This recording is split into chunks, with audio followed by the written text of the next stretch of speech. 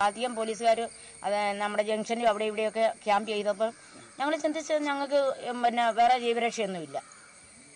പോലീസിനോടോ അല്ലെ CRP ഇറക്കിയാൽ നമുക്ക് അവരോട് ചെറുത്ത് നിൽക്കാനുള്ള നമ്മുടെ ജീവൻ പോവുക എന്നുള്ളതേ ഉള്ളൂ. പിന്നെ അവർ നമുക്ക് ഭൂമി തരുന്നില്ല, നമ്മളെ അവർക്ക് അടിച്ചിറക്കുകയോ കൊല്ലുകയോ ചെയ്യുകയാണെങ്കിൽ നമ്മൾ പിന്നത്തെ നമ്മൾ ഒരുത്തരുടെ അടി പൊടിച്ചാകാതെ നമ്മൾ സ്വയം ആത്മബുദ്ധി ചെയ്യുക.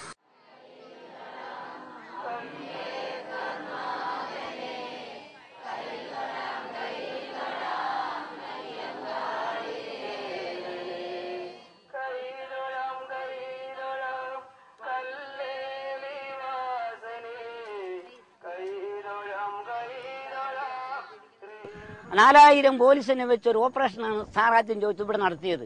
ഞങ്ങൾ വിവരം പറഞ്ഞു, സ്വാഗതം, ഞങ്ങളുടെ യാതൊന്നുമില്ല, ഞങ്ങൾ ആത്മബോധിക്കുള്ള മനസ്സ് മാത്രമേ ഉള്ളൂ. ഈ ജഡത്തിന്റെ മുകളിൽ കൂടി അല്ലാതെ കണ്ട ആരീസനോ ഇവിടുത്തെ ഒരു ഗവൺമെന്റിന്റെ വ്യക്തിക്കോ ഇതിന്റെ അകത്ത് കാലുകുത്താൻ സാധിക്കില്ല.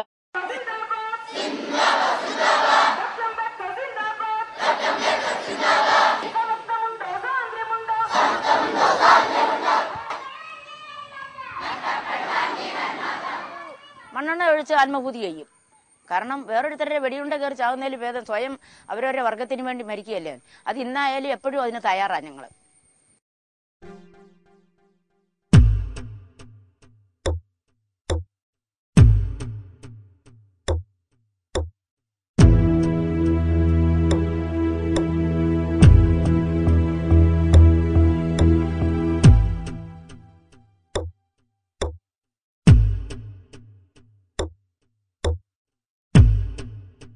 അമ്പലം പടിഞ്ഞാറ്റതിൽ നിന്നും 4 മക്കളും ഞാനും ജീവിച്ചുകൊണ്ടിരുന്ന കോളനി വസ്തുവിൽ 4 സെന്റിനകത്താണ് എൻ്റെ ജീവിതം.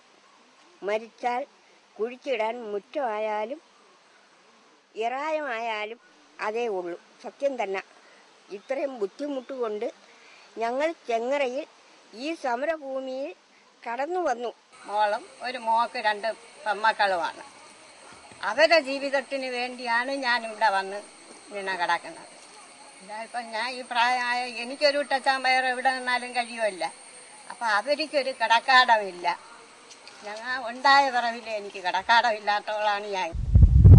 യാതൊരു ഗതിയും പരോഗതിയും ഇല്ല. ഞങ്ങൾ എങ്ങോട്ട് പോകാനും ഒരു രീതിയിലും ഒരിടത്തോട്ടും തിരിയാൻ നോക്കില്ല. മനസ്സിലോട്ടിപ്പം തിരിഞ്ഞാൽ കാട്ടാൻ അങ്ങനെ കാട്ടുമ്പോഴാണ്.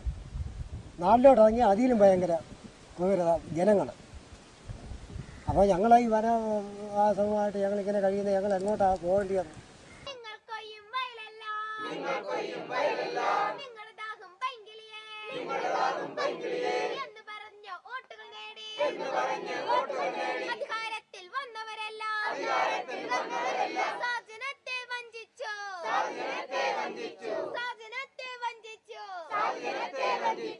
ഇവരാദ്യം പറഞ്ഞത് പാമ്പുകൾക്ക് മാളമുണ്ട്, പറവകൾക്ക് ആകാശമുണ്ട്, മനുഷ്യപുത്രന് തലചായ്ക്കാൻ മണ്ണിനിടമില്ല എന്നീ ജനങ്ങളെ പറഞ്ഞ് മനസ്സിലാക്കിയപ്പോൾ പാമ്പുകൾക്കും പറവകൾക്കുമുള്ള അവകാശം പോലും ഇല്ലാത്ത ഒരു ജനസമൂഹമായി നിങ്ങളെ ഈ രാജ്യത്ത് തടയപ്പെട്ടിരിക്കുന്നു.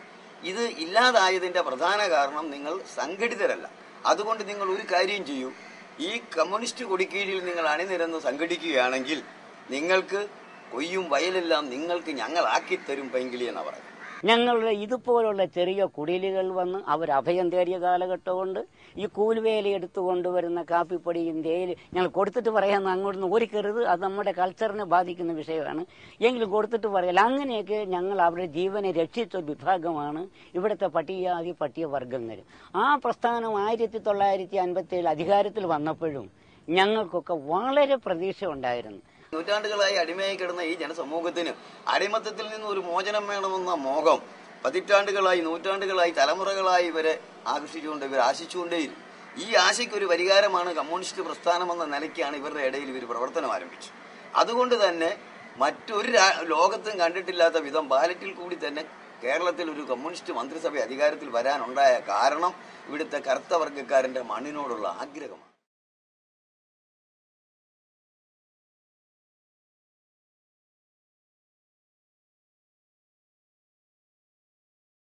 കേരളത്തിൽ കമ്മ്യൂണിസ്റ്റ് പാർട്ടി ഈ കൃഷിഭൂമി കർഷകർ എന്നുള്ള മുദ്രാവാക്യം മുന്നോട്ട് വയ്ക്കുകയും 1956 ഐക്യ കേരള കൺവെൻഷൻ കേരളത്തിൽ ഒരു ഐക്യ കേരള കൺവെൻഷൻ നടക്കും. തൃശ്ശൂർ വെച്ച് ഐക്യ കേരള കൺവെൻഷൻ അംഗീകരിച്ച പ്രമേയത്തിലാണ് പൂർണ്ണമായ ഡിമാൻഡുകളിലാണ് കൃഷിഭൂമി കർഷകർ എന്നുള്ള മുദ്രാവാക്യം ഒരു ഭൂനയ ബില്ലിന് വേണ്ടിയിട്ട് വാദം ഉന്നയിക്കുകയും ചെയ്തത്.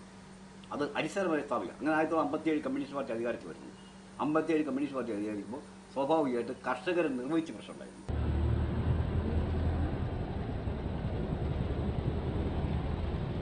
ജന്മിമാരിൽ നിന്നും ഭൂമി പാട്ടത്തിനെടുത്ത് കൃഷി ചെയ്ത കുടിയാന്മാർക്ക് ഭൂമി നൽകുക.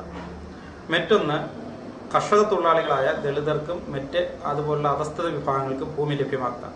ഇതിനായി ഭൂപരിഷ്കരണത്തിൽ പറഞ്ഞിരുന്നത് 2 കാര്യങ്ങളായിരുന്നു. ഒന്ന്, കുടിയാന്മാർക്ക് അവരുടെ ആ ഭൂമിക്ക് ഉടമസ്ഥാവകാശം നൽകുക. അങ്ങനെ ഉടമസ്ഥാവകാശം നൽകുമ്പോൾ തന്നെ ഒരു കുടുംബത്തിന് പരമാവധി കൈവശം വയ്ക്കാവുന്ന ഭൂമിയുടെ അളവ് 15 ഏക്കറായി നിജപ്പെടുത്തുക. 15 ഏക്കറിൽ അധികം വരുന്ന ഭൂമി മിച്ചഭൂമിയായി ഏറ്റെടുത്ത് കർഷക തൊഴിലാളികൾക്കും അതുപോലെ ദളിത് വിഭാഗങ്ങൾക്കും ആദിവാസികൾക്കും ഭൂമിയിൽ നിന്ന് നൂറ്റാണ്ടുകളായി ആട്ടിയകറ്റപ്പെട്ടിരുന്നവർക്കും നൽകുക എന്നതായിരുന്നു ഭൂപരിഷ്കരണത്തിന്റെ കാതൽ. ഒരു കർഷകരെ നിർവചിക്കുമ്പോൾ സ്വാഭാവികമായിട്ടും ഈ കർഷകരെ നിർവചിക്കുമ്പോൾ ഈ ജാതി വ്യവസ്ഥയെ പോലുള്ള ഒരു വ്യവസ്ഥയെ കണക്കിലെടുത്തിട്ടില്ല. ജാതി വ്യവസ്ഥയെ കണക്കിലെടുക്കാതെ കേവലമായ വർഗപരമായ അവസ്ഥ മാത്രമാണ് കർഷകരെ നിർവഹിച്ചത്. ഇതിന്റെ അടിസ്ഥാനത്തിൽ കർഷകർ എന്ന് പറയുന്നത് പാട്ടക്കാര്, വാരക്കാര്, കാണക്കാര്, ഇങ്ങനെയുള്ള ചില വിഭാഗങ്ങളെയാണ് അത് ഈ കൃഷിക്കാരായിട്ട് കണക്കാക്കിയത്. യഥാർത്ഥ ജന്മികളിൽ നിന്ന് ഭൂമി ഏറ്റെടുത്തത്. അതുകൊണ്ട് ഏറ്റവും താഴെക്കടയിലുള്ള ദളിതുകളെ കൊണ്ട് കൃഷി ചെയ്യിപ്പിച്ച് വിഭജിച്ച മധ്യവർത്തികളായിരുന്നു ഇവർ. ഈഴവർക്ക് താഴെയുള്ള ഒരാളും തന്നെ ഈ പദ്ധതിപ്പെട്ടിരുന്നില്ല, ആരും ഉൾപ്പെട്ടിരുന്നില്ല. അതുകൊണ്ട് തന്നെ പാട്ടക്കാർക്കും വാരക്കാർക്കും ഭൂമി കൊടുക്കുന്ന ഒരു വ്യവസ്ഥ ഉണ്ടായി കഴിഞ്ഞപ്പോൾ സ്വാഭാവികമായിട്ടും ഈ ദളിതുകൾ ഈ ഭൂമിയിൽ നിന്ന് ഒഴിവാക്കപ്പെട്ടു.